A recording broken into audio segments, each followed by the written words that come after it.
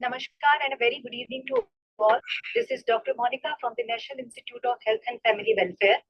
We welcome you all to this our ongoing webinar series on first responders training.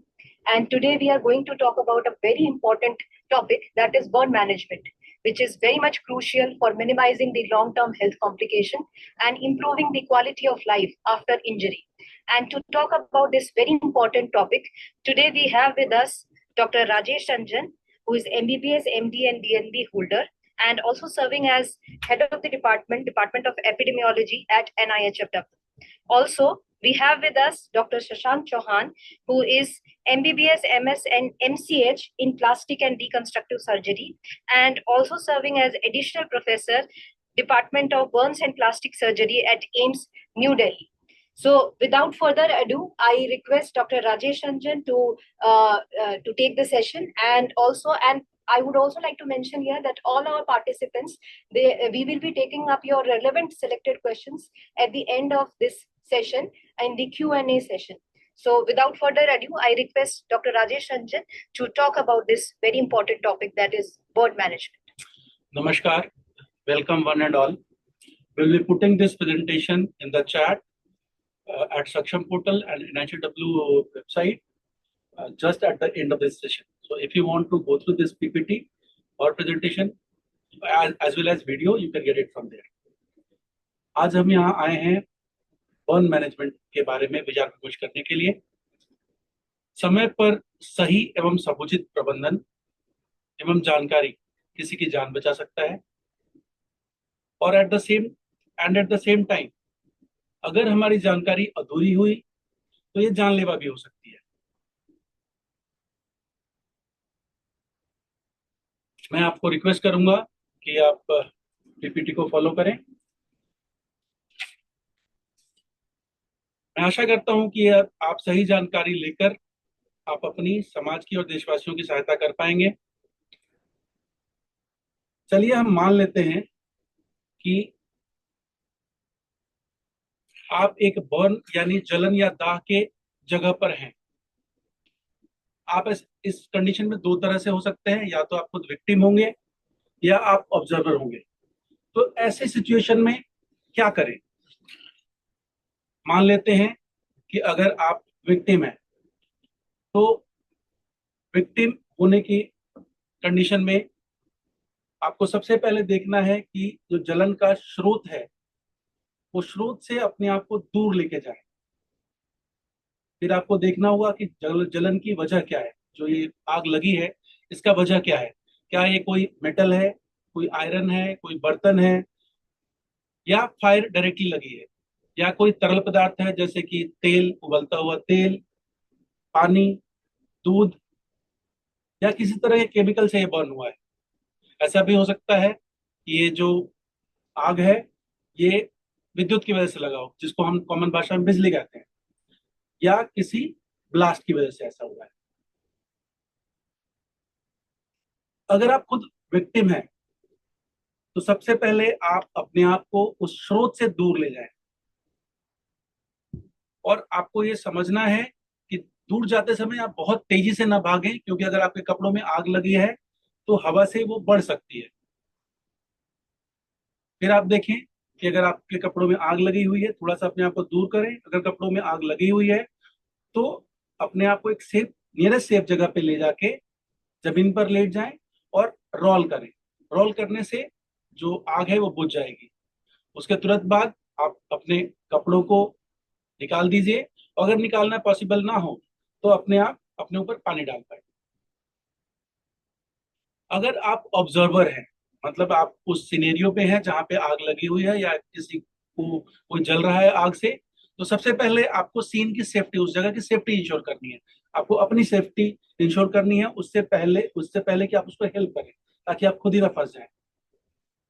फिर हम वही देखेंगे कि स्रोत क्या है, जो आग लगी है इसकी वजह क्या है। उस सोर्स से जो इंसान जल रहा है उसको दूर करेंगे। अगर आपके पास किसी तरह का ब्लैंकेट या फायर एक्सटिंग्विशर है, आप उसको यूज कर सकते हैं। और अगर आग इलेक्ट्रिसिटी से नहीं लगी तो आप पानी भी डाल सकते हैं। अगर आप उनके कपड़ों में आग लगी है तो आप उनको बोल सकते हैं कि जमीन पर लेट के वो रोल करें। अगर आपके पास ब्लैंकेट है आप उनके ऊपर डाल के उसको बुझा सकते हैं।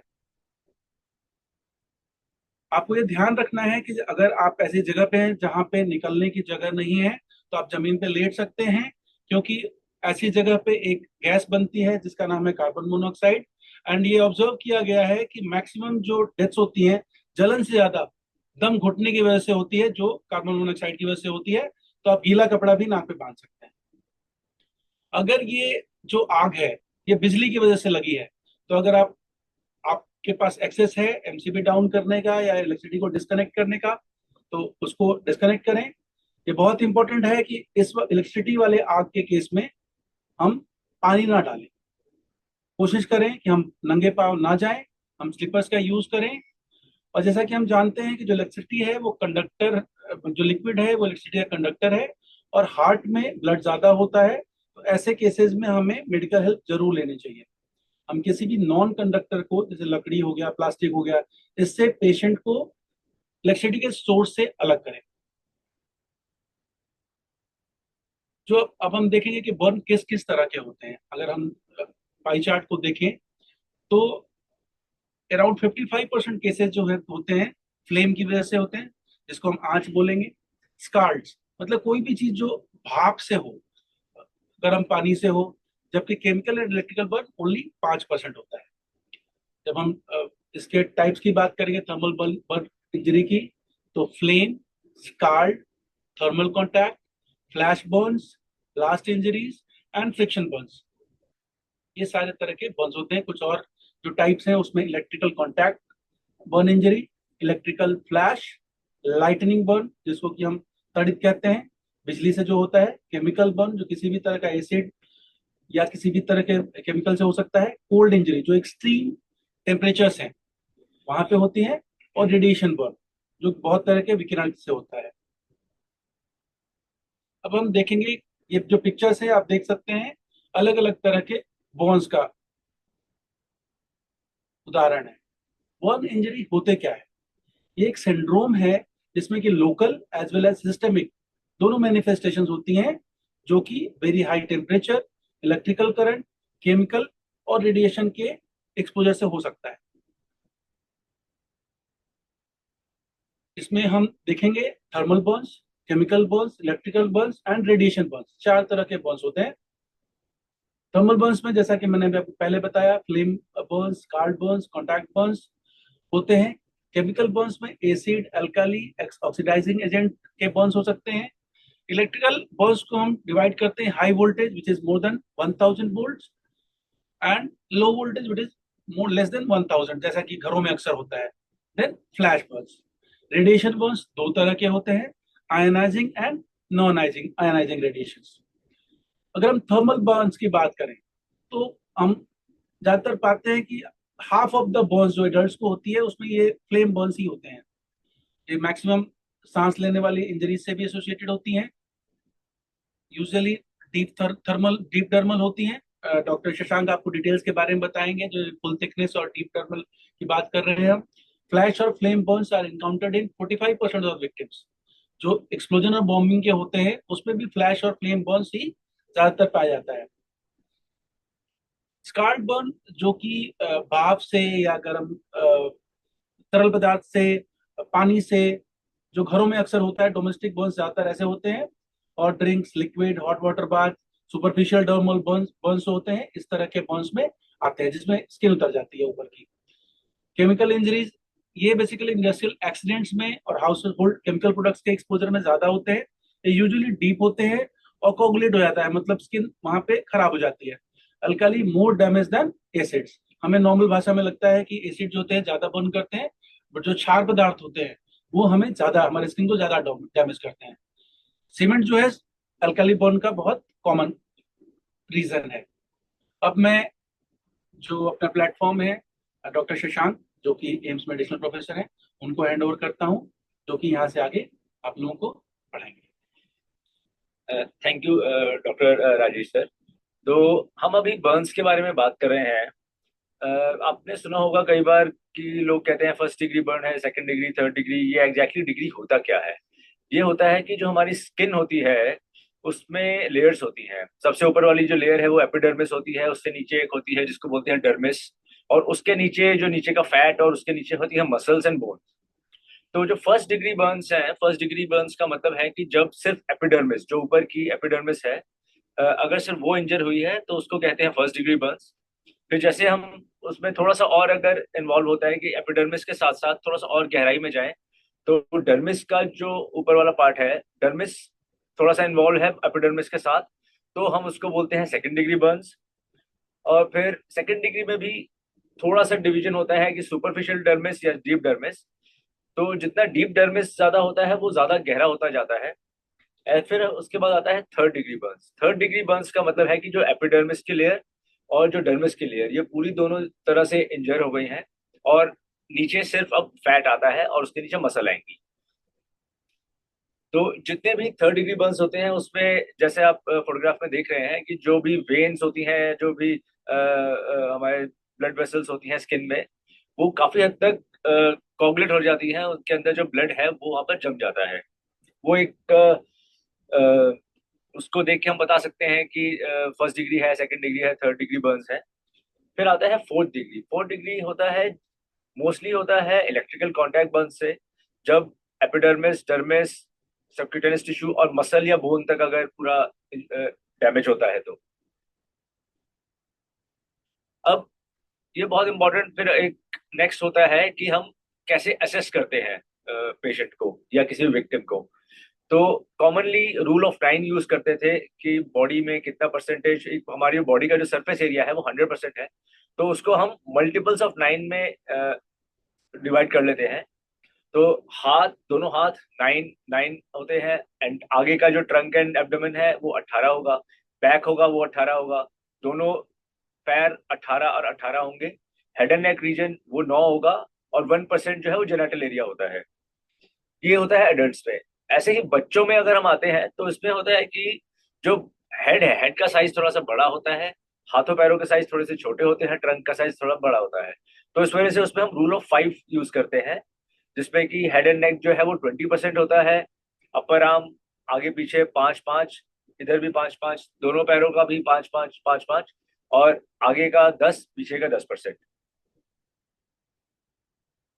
नाउ जो फर्स्ट रिस्पॉन्डर्स हैं, जो कि आप सब लोग हैं, और बल्कि कोई भी हो जिससे में सीन ऑफ एक्सीडेंट है या सीन ऑफ इंसिडेंट है, उनका फर्स्ट रिस्पॉन्डर्स का मेन एम क्या है? उनका मेन एम है to preserve life and to promote recovery. जान बचाना है, और जिसकी जान बचाई है वो रिकवरी की तरफ आगे बढ़े, ये हमारा मेन एम होना चाहिए। अब इसमें क्या करना है कि जो सबसे पहले इनिशियल चीज है वो होता है सीन सेफ्टी। जैसा डॉक्टर राजेश सर ने बताया था कि सीन सेफ्टी बहुत इंपॉर्टेंट है, पेशेंट के लिए भी, विक्टिम के लिए भी, और जो फर्स्ट एड केयर गिवर है या जो भी फर्स्ट रिस्पॉन्डर है उसके लिए भी। अदरवाइज अगर जहां पर एक एक या दो लोग इंजर हैं, अगर सीन सेफ नहीं है, तो जो हेल्प करने जाते हैं वो भी इंजर हो सकते हैं। Next is call for help. एक अकेला आदमी या एक अकेला बाय स्टैंडर बहुत ज्यादा हेल्प नहीं कर सकता है, बिकॉज हेल्प को कॉल करना या फोन करना या वो चीख के बुलाना, एक पूरे जितने भी लोग हैं आसपास, या इन्फॉर्म इन्फॉर्म करना टू पुलिस और फायर सर्विसेज और एनीवन, जो भी लोग अवेलेबल आ सकते हैं उनको कॉल हेल्प करना, वो भी एक very important part of initial management. उसके बाद फिर आप पेशेंट के पास जाते हैं कि पेशेंट को स्टेबलाइज करना है। स्टेबलाइज कैसे करते हैं वो मैं आपको भी बताता हूँ। जैसे ABC होता है अल्फाबेट में, वैसे ही हमारे लिए होता है एयरवे, ब्रीदिंग एंड सर्कुलेशन। उसके बाद आता है ट्रांसपोर्ट।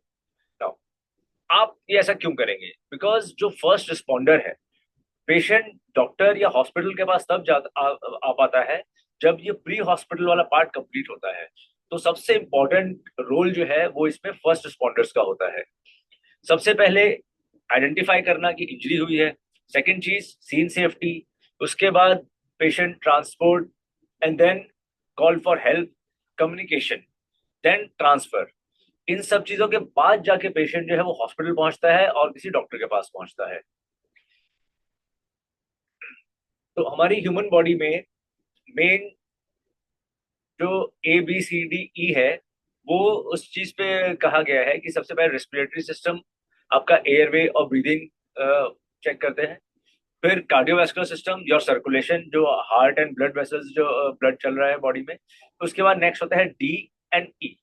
डिसेबिलिटी मतलब नर्वस डिसेबिलिटी, ब्रेन या नर्वस सिस्टम में कोई इंजरी है, या फिर बोन्स या मसल्स या जॉइंट्स डिसेबिलिटी। तो A B C D E, इन 4 या 5 चीजों से आप सारे सिस्टम्स का एक फास्ट रिव्यू कर सकते हैं, और इन सब से पता चल सकता है कि पेशेंट जो है वो कितना स्टेबल है और कितना ट्रांसपोर्ट करने लायक है। तो first response is always seen safety. Second, assess the victim। assess the victim मतलब आप बात करके चीख के भी बोल सकते हैं या टच करके बोल सकते हैं। अगर आपको लग रहा है कि आपको हेल्प की जरूरत है, then call for help. Call for help में किसी को भी बुला सकते हैं, अगर पुलिस को बुला सकते हैं या एम्बुलेंस बुला सकते हैं या फायर सर्विसेज को बुला सकते हैं। And then respond. रिस्पॉन्ड मतलब then you try to do whatever the best you can for the victim.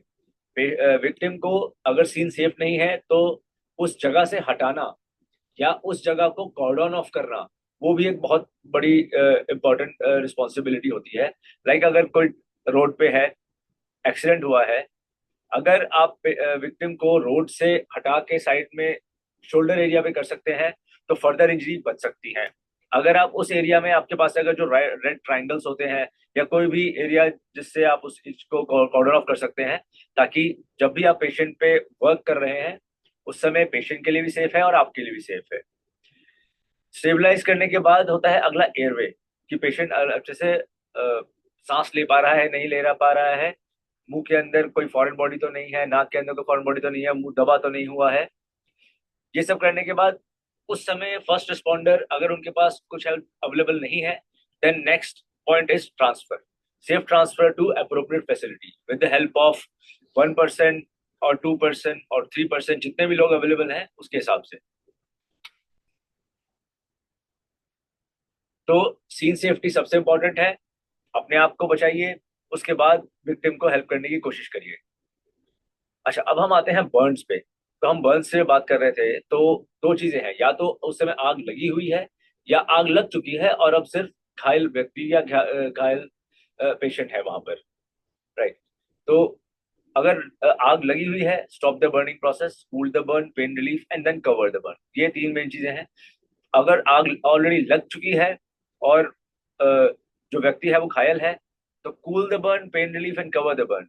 अगर आप बर्न को कूल करते हैं किसी भी चीज से, पानी से, तो उससे पेशेंट का बहुत अच्छा पेन रिलीफ होता है। नेक्स्ट होता है कवर द बर्न, कि उसमें और मिट्टी या और इन्फेक्शन या कोई चीज उसमें ना पड़े। तो ये कुछ डूज एंड डोंट्स हैं जो सबको पता होने चाहिए। डूज में पहली चीज जो हमने कही, call for help. Fire standard और फायर ब्रिगेड और पुलिस, एनीवन। आजकल फोन सबके पास होते हैं, तो call for help is the most important part for the initial first responders. Communication. Heat source to be removed. जैसा सर ने बताया था कि जो भी जलने का जो स्रोत है वो आपको हटाना है। अगर आग लगी है, आग बुझानी है। अगर वहां पर कोई केमिकल गिरा है तो केमिकल से दूर करना है। अगर इलेक्ट्रिसिटी है तो लकड़ी से या किसी भी ऐसी चीज से जो कि नॉन कंडक्टर है उससे पेशेंट को हटाना है। अगर कोई जले हुए कपड़े और लूज है तो वो काट के निकालने चाहिए, वो खोल के नहीं निकालने चाहिए। और क्या नहीं करना चाहिए, पैनिक नहीं करना चाहिए। जो कपड़े चिपके हुए हैं या कोल्डार टाइप कुछ चीज है जो चिपकी हुई है, वो हटाने की कोशिश नहीं करनी चाहिए। Try to do first aid. तो अब ठंडा पानी यूज करते हैं कम से कम 15 से 20 मिनट तक। या तो एक कोई बड़ा भगोना हो जिसके अंदर पानी हो, या फिर टैप वाटर हो, कुछ भी ऐसा जो ठंडा हो। आइस कोल्ड वाटर यूज नहीं करना चाहिए, अभी मैं आपको बताऊंगा। कोई और हर्बल या होम रेमेडी नहीं करनी चाहिए अगर आपको हॉस्पिटल लेकर जाना है। पेन रिलीफ के लिए दो चीजें इंपॉर्टेंट है। पहली चीज, ठंडे पानी से उसको थोड़ा सा कूल रखना है।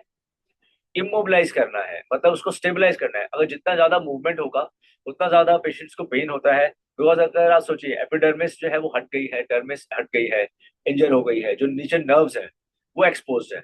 तो अगर उस पर कोई फूंक भी मारता है तो उसको दर्द होता है। तो इमोबिलाइज ताकि मूवमेंट ना हो।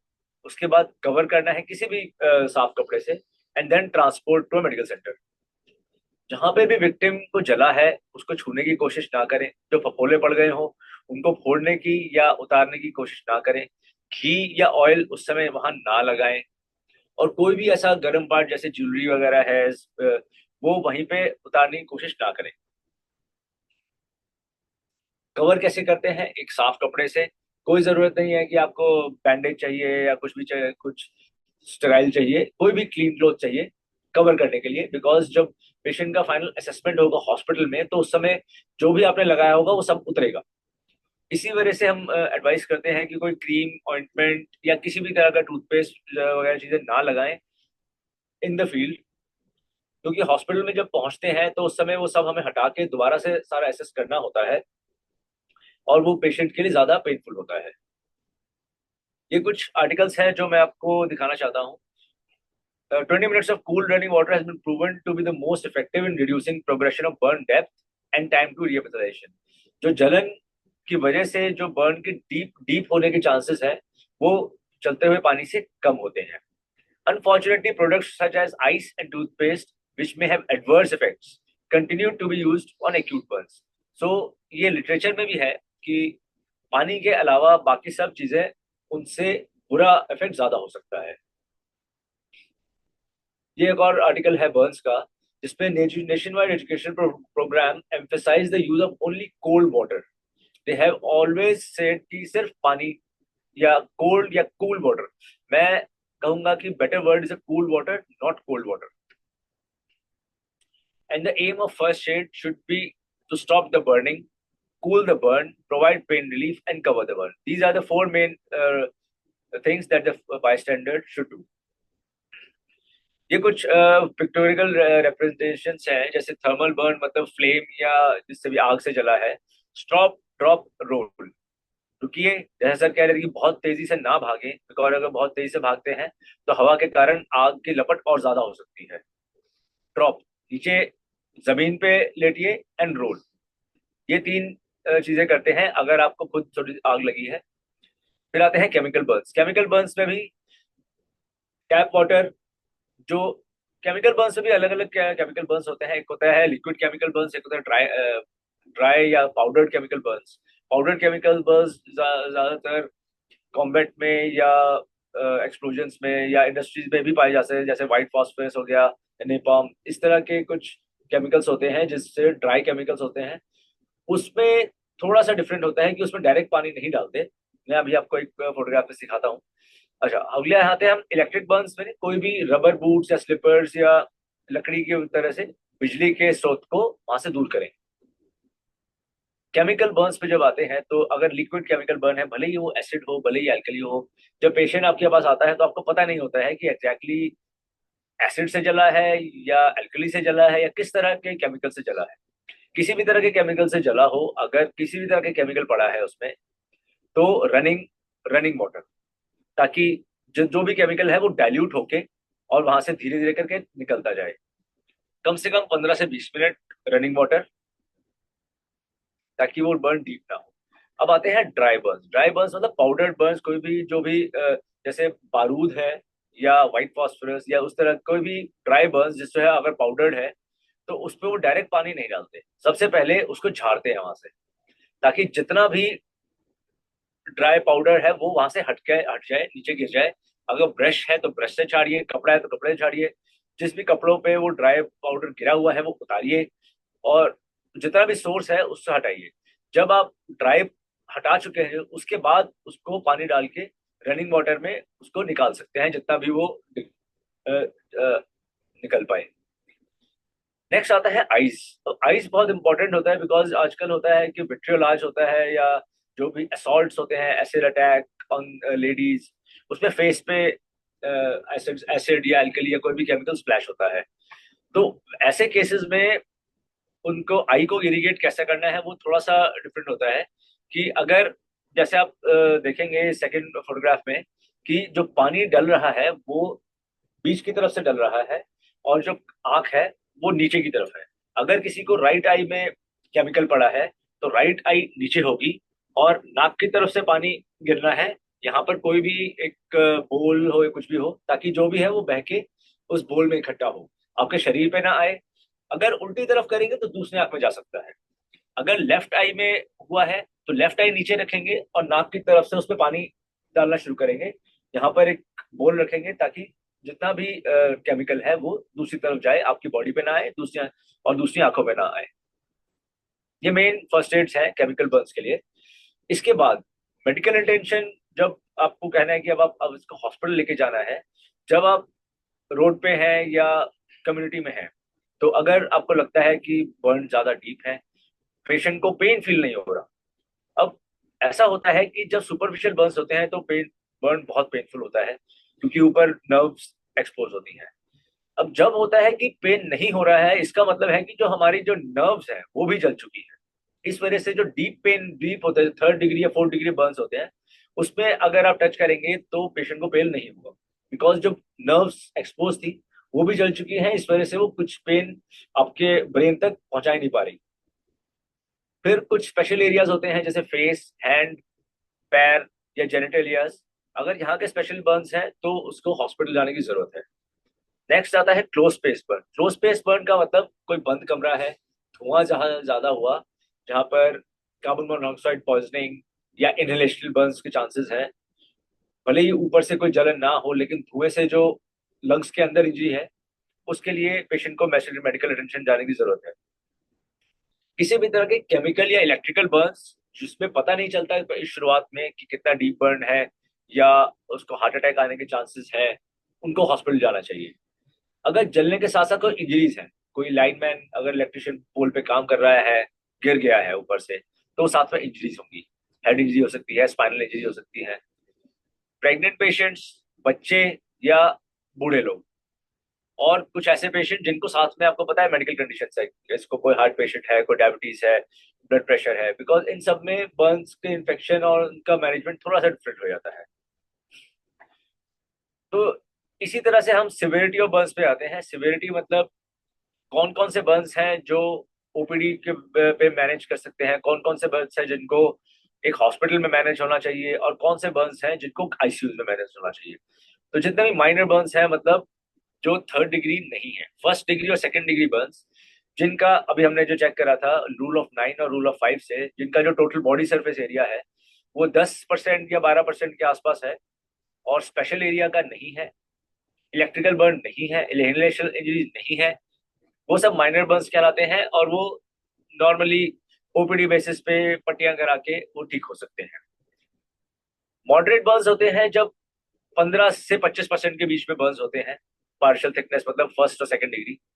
3rd डिग्री या 4th डिग्री बर्न्स अगर होते हैं 1 डिग्री से ज्यादा और 3 डिग्री से कम, ये सब जाने चाहिए हॉस्पिटल, बिकॉज उनको ऑपरेशन की जरूरत पड़ सकती है। फिर क्रिटिकल बर्न्स मतलब सिवियर बर्न्स होते हैं जहां पर पेशेंट को एक डेडिकेटेड बर्न सेंटर या एक बर्न आईसीयू की जरूरत पड़ेगी, बिकॉज वहां पर उनको क्रिटिकल केयर की भी जरूरत है, वहां पर उनको ऑपरेशन की भी जरूरत हो सकती है, वहां पर उनको ब्लड ट्रांसफ्यूजन की भी जरूरत हो सकती है। और इनलेशनल इंजरीज और इलेक्ट्रिकल बर्न्स में ऑपरेशन की जरूरत होती है। इनलेशनल इंजरी में वेंटिलेटर की जरूरत पड़ सकती है। तो इन सब पेशेंट्स को हॉस्पिटल जाने की जरूरत है। अब जब हॉस्पिटल जा रहे हैं तो रास्ते में फर्स्ट रिस्पॉन्डर को क्या करना है? आईवी लाइन सिक्योर करनी है। फर्स्ट रिस्पॉन्डर, सॉरी, जो इन ट्रांजिट है, जो ट्रांसपोर्ट कर रहे हैं, अगर एम्बुलेंस है, आपके पास आईवी लाइन की सुविधा है, फ्लूइड्स है, तो सबसे इंपॉर्टेंट है आईवी लाइन लगा के और फ्लूइड स्टार्ट कर दें। ए और बी हमने चेक कर लिया, एयरवे चेक कर लिया, ब्रीदिंग चेक कर लिया, अब सर्कुलेशन पे है, तो सर्कुलेशन पे आईवी लाइन लगाएं और फ्लूइड स्टार्ट करें। और उसके अलावा क्या कर सकते हैं? कवर कर सकते हैं। और उसके अलावा क्या कर सकते हैं? एरियाज हैं जो अलग अलग एरिया, उनको स्प्लिट कर सकते हैं। जैसा हमने कहा था कि मूवमेंट से पेन ज्यादा बढ़ता है, और जितना ज्यादा बढ़ता है तो पेशेंट की हालत खराब हो सकती है। तो पेशेंट को पेनलेस जितने कोशिश करिए जितने रख सकते हैं, किसी भी चीज से यूज कर सकते हैं, foot ruler, folded newspaper, wooden plank, umbrella, कुछ भी हो, जिससे अगर आपने पेशेंट को वाइल ट्रांसपोर्टिंग आपने स्प्लिट कर रखा है तो पेशेंट को पेन कम होगा। इलेक्ट्रिकल बर्न्स पे अब आते हैं। तो इलेक्ट्रिकल बर्न्स पे दो तरह के होते हैं, जैसे सर ने कहा था कि एक होता है कॉन्टैक्ट बर्न, एक होता है फ्लैश बर्न। कॉन्टैक्ट बर्न का मतलब है कि आपकी बॉडी से करंट पास हुआ है, मतलब एक पर्टिकुलर कॉन्टैक्ट पॉइंट है जहां से बिजली अंदर गई और दूसरी जगह से बिजली बाहर निकली। ठीक है, तो लाइव वायर्स होते हैं, अगर कांटेक्ट होता है बॉडी के थ्रू एक करंट पास हुआ है तो उसको बोलेंगे इलेक्ट्रिक कांटेक्ट बर्न्स। जितने भी 11,000 वोल्ट के जितनी लाइंस होती हैं उनको हम यूजली मोस्टली हमारे यहाँ पर 11,000 वोल्ट की लाइन होती है जिसको हम हाई टेंशन बोलते हैं, और 440 वोल्ट 220 वोल्ट जो नॉर्मल डोमेस्टिक है उनको लो टेंशन बोलते हैं। 1,000 वोल्ट्स का कट ऑफ रखा है हमने।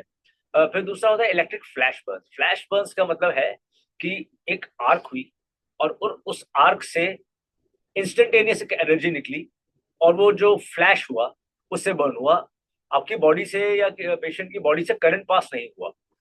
तो it is not a electric contact burn, it is a flash burn. कुछ मैं आपको उदाहरण दिखाना चाहता हूँ। ये है इलेक्ट्रिक कॉन्टैक्ट बर्न का एक उदाहरण जिसमें फिंगर्स, हैंड्स सबसे ज्यादा कॉमनली सबसे ज्यादा कॉमनली इन्वॉल्व होते हैं, और पैर। फिर आता है फ्लैश। फ्लैश में यूजली ट्रंक होता है, बिकॉज आप अगर सामने है फ्लैश हुआ तो ट्रंक्स पे ज्यादा इन्वॉल्वमेंट होती है, और इस तरह से छोटे छोटे छोटे छोटे पीसेस मिल सकते हैं।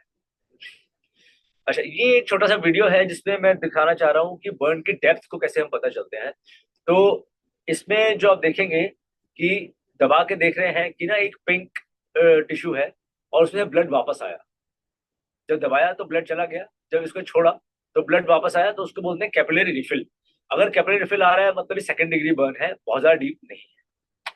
सिमिलरली अब ये है लाल। जो पहले वाला था वो था गुलाबी रंग, ये है थोड़ा लाल रंग। लाल रंग में क्या होता है कि जो ब्लड है वो वहां जम गया है। अगर ब्लड जम गया है तो उसके चांसेस होते हैं कि ये डीप बर्न है, ये सुपरफिशियल बर्न नहीं है। जो दबाने से ब्लड वापस नहीं आ रहा, जा नहीं रहा, तो उसका मतलब है चांसेस कि ये ज्यादा डीप बर्न है। कुछ आपको एग्जांपल्स देना चाहता हूँ कि थर्मल बर्न्स के, और उसके बाद हम क्वेश्चन आंसर की तरफ बढ़ सकते हैं। This is a 4 year old boy sustained scaled Burns. Scaled Burns जो है वो किसी भी तरह के गीले बर्न्स को, जब चाहे वो दूध हो, कॉफी हो, पानी हो, स्टीम हो, किसी भी तरह के गीले बर्न्स को हम स्कैल्ड बर्न्स बोलते हैं। और हमारे यहाँ पर सर्दियों में बहुत ज्यादा कॉमन होते हैं स्कैल्ड बर्न्स बच्चों में, क्योंकि एक तो गर्म पानी उबाल के रखते हैं या गर्म चाय या कुछ भी सर्दियों में अगर आपने बकेट लगा के रखी है, उसके अंदर बॉयलर डाल के रखा है, बच्चे ने गिरा दिया, तो बहुत ज्यादा बर्न्स हो सकते हैं। जो कि जैसे इस केस में हुआ, बच्चे को around 45% total body surface area mixed Burns थे, सेकंड डिग्री थर्ड डिग्री। उसके बाद एडमिट किया गया आईसीयू में, और जितना भी डेड स्किन थी वो हटा के उसके बाद उस पर ग्राफ्ट किया गया, स्किन ग्राफ्ट। ये है एक केमिकल बर्न्स का एग्जाम्पल, जिसमें 24-year-old female assault with acid on the face, on the limbs, with 20% total body surface area, deep burns involving the face, neck, red eye, left eye. इसमें with time, ये आप देख पा रहे होंगे, बहुत डीप बर्न्स है। विद टाइम सारा डीप जो डेड स्किन थी वो निकली, उसके बाद ग्राफ्ट करके हील कराया गया। इलेक्ट्रिकल कॉन्टैक्ट बर्न जब बहुत हाई वोल्टेज वाले होते हैं तो उसमें सबसे कॉमनली जो हम देखते हैं वो देखते हैं हाथ, दोनों हाथ, एक्सिलास, जो कि बहुत ज्यादा डीप होते हैं, और उसमें बहुत ज्यादा चांसेस होते हैं कि एम्पुटेशन पे आते हैं। तो 1-1.5 महीने के बाद एम्पुटेशन, मल्टीपल सर्जरीज, ये सब करने के बाद फाइनली उनको हील करा पाते हैं। तो उसके बाद हम बहुत बहुत धन्यवाद राजेश रंजन जी और शशांक चौहान जी, आपका इस महत्वपूर्ण विषय के बारे में बात करने के लिए। और आज जो बर्न मैनेजमेंट के बारे में आपने बात की, इसके बारे में बात करने से मुझे पूरी पूरी आशा है कि हमारे पार्टिसिपेंट जो भी जिन्होंने हमें ज्वाइन किया है, उनको किस तरीके के बर्न होते हैं, क्या क्या किस तरीके से उसके असेंशियल पॉइंट्स हैं ABC मैनेज करने के लिए, साथ ही उसमें किस तरीके से वुंड की केयर की जा सकती है, इन सभी के बारे में बहुत सी जानकारी मिली है।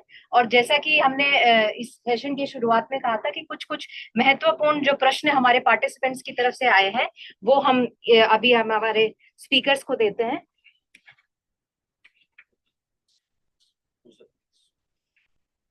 तो पहला क्वेश्चन है, what does ABCDE exposure means. तो जैसे हमने कहा, एयरवे, ए से एयरवे था, बी से ब्रीदिंग था, सी से सर्कुलेशन था, डी से डिसेबिलिटी था, ई से है एक्सपोजर। एक्सपोजर का मतलब है जब हम हॉस्पिटल में होते हैं तो उस समय पेशेंट को पूरा एक्सपोज करते हैं, बर्न पेशेंट्स को फुल एक्सपोज करते हैं, और उस समय टेम्परेचर जो है उस एरिया का अराउंड 25 to 30 डिग्री के आसपास रहना चाहिए, हाइपोथर्मिया नहीं होना चाहिए। एक्सपोजर मतलब फुल बॉडी एक्सपोज, बिकॉज कुछ कुछ चीजें होती हैं वो मिस हो सकती हैं। जैसे अगर बर्न हुआ और कुछ गिर गया या कहीं ब्लीडिंग हो रही है जो छुपा हुआ है, कपड़ों के अंदर ढका हुआ है, तो वो चीज मिस ना हो, इस वजह से we expose the complete patient. आगे भी से भी पीछे से भी पूरा एक्सपोज करके सारा एग्जामिन करते हैं। That is called as exposure. Shashank, second question is, in which burn do we use water and in which burn do we use cloth? ये क्वेश्चन है कि हम कौन से जलने में वाटर यूज करें और कौन से जलने में क्लॉथ यूज करें। तो वाटर जहाँ पे अवेलेबल है, वाटर जहाँ पे भी अवेलेबल है वहां पर वाटर यूज करें। अगर वाटर अवेलेबल नहीं है वहां पे, तो फिर जो वहां पर अवेलेबल है वो यूज कर सकते हैं। अगर वाटर अवेलेबल है तो सबसे पहला जो प्रायोरिटी मैं दूंगा वो मैं चाहूंगा कि सबसे पहले वाटर यूज करें, सिवाय ड्राई केमिकल और इलेक्ट्रिकल बर्न्स के। इलेक्ट्रिकल बर्न्स हैं तो लकड़ी से वहां से दूर करें। अगर ड्राई केमिकल है तो सबसे पहले उसको झाड़ें, या तो ब्रश से या कपड़े से, किसी चीज से उसको झाड़ें। एक बार जब ड्राई केमिकल वहां से हट चुका है, व्हेन यू आर श्योर कि और कोई ड्राई केमिकल नहीं है, तो आप उसमें वाटर यूज करें। और जितना भी बर्न्स है, स्कैल्ड बर्न्स है या थर्मल बर्न्स है या फ्लेम बर्न्स है, सब में कोशिश करिए सबसे पहले वाटर यूज करें।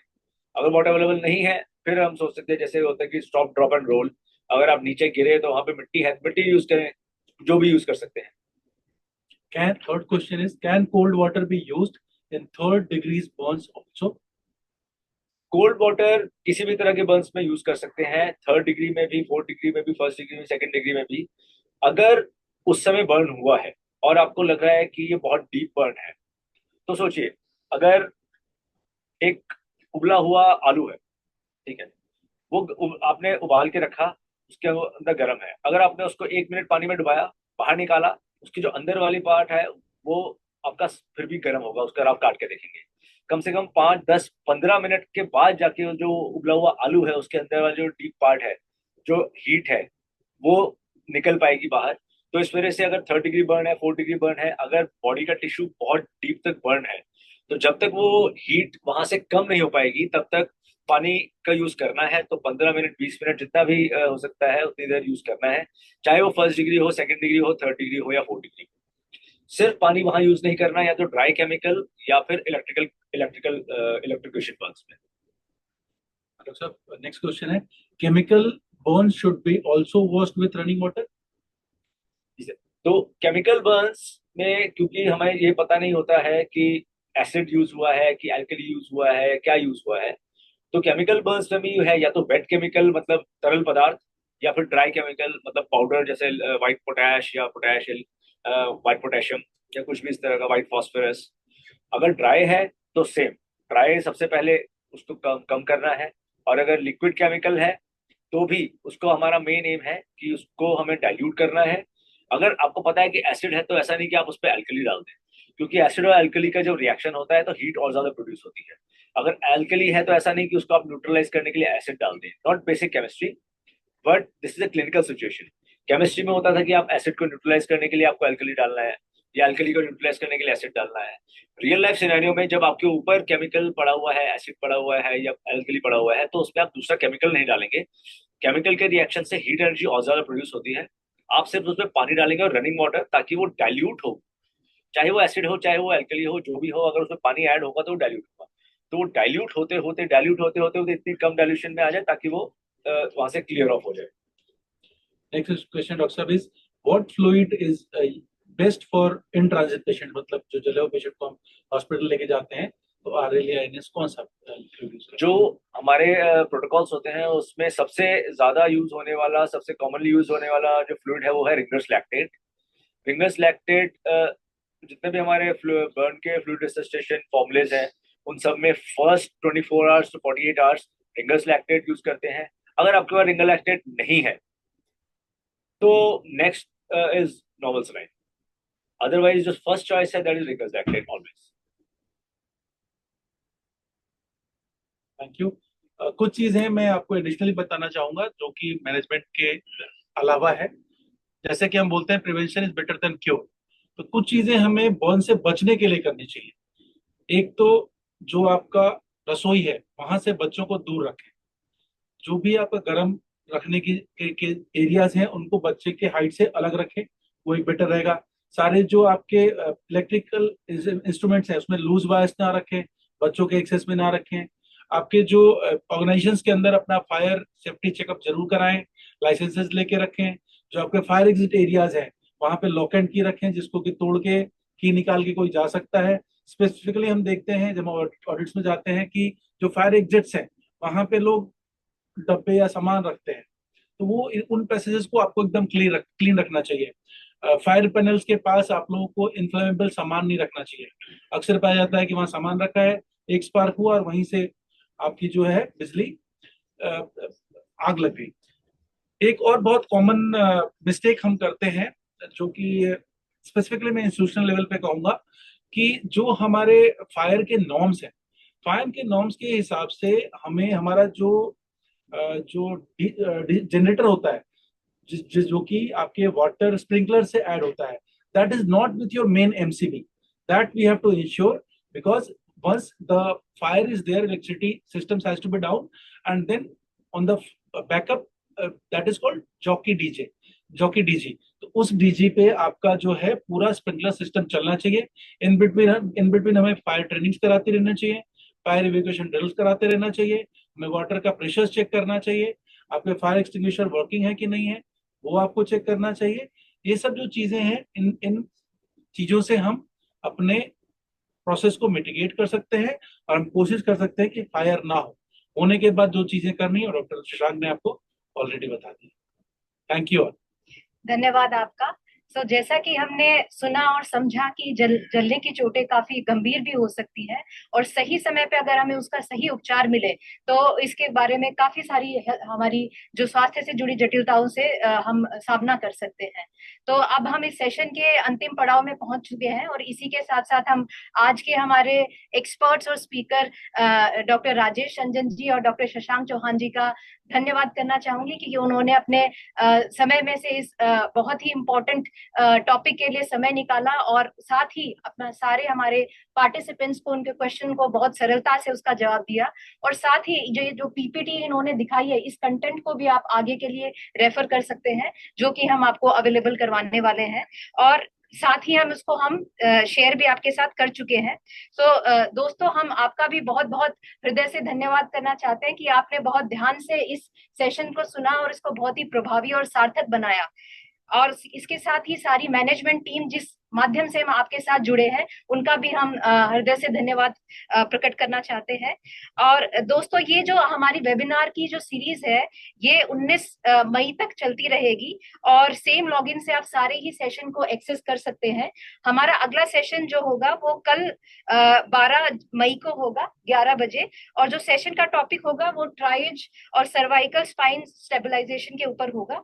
तो दोस्तों, कल सुबह आपके साथ मिलते हैं, और इस सेशन के बारे में हम और ज्यादा जानकारी हमारे अगले एक्सपर्ट्स के साथ प्राप्त करते हैं। और इसी के साथ बहुत बहुत धन्यवाद आपका सभी का।